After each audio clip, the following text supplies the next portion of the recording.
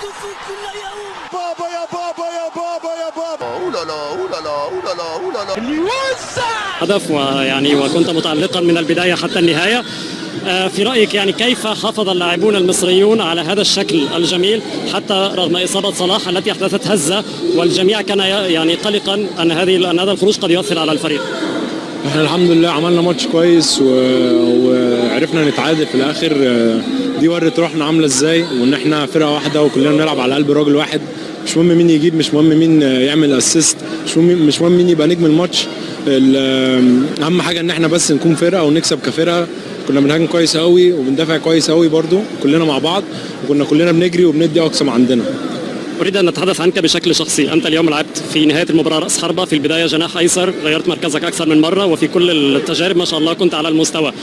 بدايتك المتميزة مع فرانكفورت هذا الموسم، نستطيع أن نقول أنها ساعدتك على الظهور بهذا المستوى في أول بداية لك في الكامب؟ الحمد لله بشتغل يعني جامد جدا ان انا ابقى ظاهر بالشكل ده.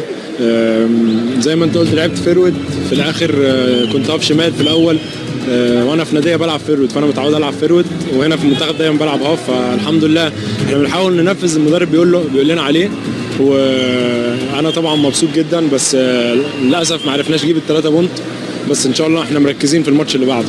كيف ترى مباراة الرأس الأخضر؟ آخر سؤال. مباراة الرأس الأخضر كيف تراها؟ آخر سؤال، المباراة القادمة. احنا هنحل المرة دي الماتش ده، ونتمرن ونحاول ان احنا نرجع نفسنا للفتنس اللي هو قد ما نقدر، وبعدين نبقى نشوف ان شاء الله. يعني داخلين نكسب، منتخب مصر بيخش ماتش غير ان هو داخل يكسب.